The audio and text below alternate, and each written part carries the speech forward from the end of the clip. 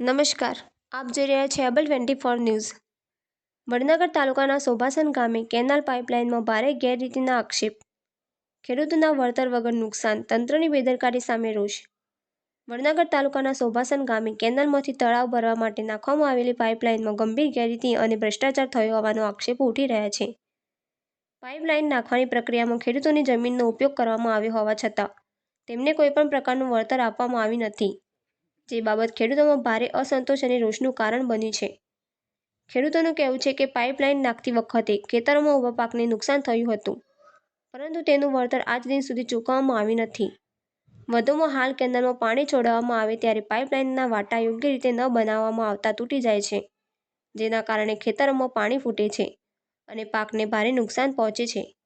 સોભાસન ગામના ખેડૂતોના જણાવ્યા અનુસાર તમાકુ, ઘઉં, એરંડા સહિતના પાકોને મોટા પ્રમાણમાં નુકસાન થયું છે। પાઇપલાઇનની કામગીરી દરમિયાન જરૂરી તકેદારી રાખવામાં આવી નથી અને વાટા માત્ર દેખાવ પૂરતા જ બનાવવામાં આવ્યા છે। પરિણામે પાણી દબાણ વધતા લીકેજ થાય છે અને ખેતરોમાં પાણીથી ભરાઈ જાય છે। ખેડૂતો દ્વારા વારંવાર રજૂઆતો કરવા છતાં કોઈ જવાબદાર અધિકારી કે કોન્ટ્રાક્ટર નુકસાનનું વળતર ચૂકવવા તૈયાર નથી। તંત્રની આ બેદરકારી અને ઉદાસીનતા સામે ખેડૂતોમાં ભારે રોષ ફેલાયો છે। ખેડૂતોને ન્યાય મળશે કે નહીં તે હવે આવનારો સમય જ બતાવશે, પરંતુ હાલ સ્થિતિ જોતા તંત્રની કામગીરી પર ગંભીર પ્રશ્ન ઊભું થયું છે। સ્થાનિક સ્તરે સુધારા કર્યા વગર પાણી છોડવામાં આવશે તો આગામી સમયમાં ખેડૂતોને વધુ નુકસાન થવાની ભીતિ સેવાઈ રહી છે। તાત્કાલિક તપાસ કરી જવાબદારો સામે કાર્યવાહી કરવામાં આવે તેવી ખેડૂતોની માંગ ઉગ્ર બની છે। અહેવાલ રણજીતસિંહ ઠાકોર સાથે શૈલેષ ઠાકોર। અમારી ચેનલને લાઇક કરો, શેર કરો, સબસ્ક્રાઇબ કરો। જી પોપટજી, મુકેશજી, શું ઘટના બની છે? કેટલાક સમયથી તમારા ખેતરમાં જે જતી લાઈન નવી નાખવામાં આવી છે તે તૂટેલી છે, શું કહેશો?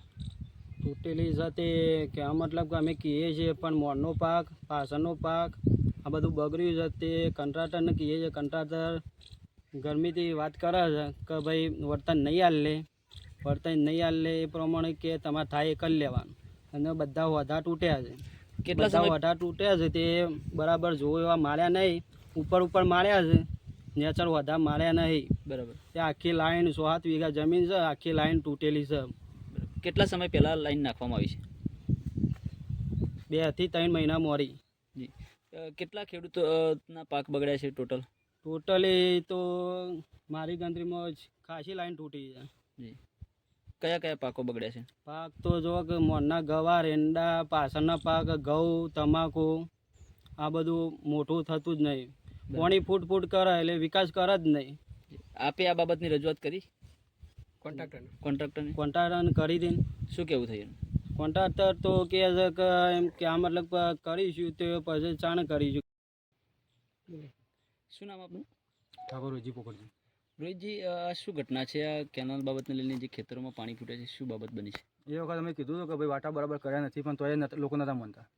કઈ બાજુ આ પાઇપલાઇન લઈ જવામાં આવી છે અને સોભાસન તળાવમાં કેટલો સમય થયેલો? 6-1 મહિના। કેટલા સમયથી આ પરિસ્થિતિ આવી છે અને કેટલા પાકો બગડ્યા છે આપણા?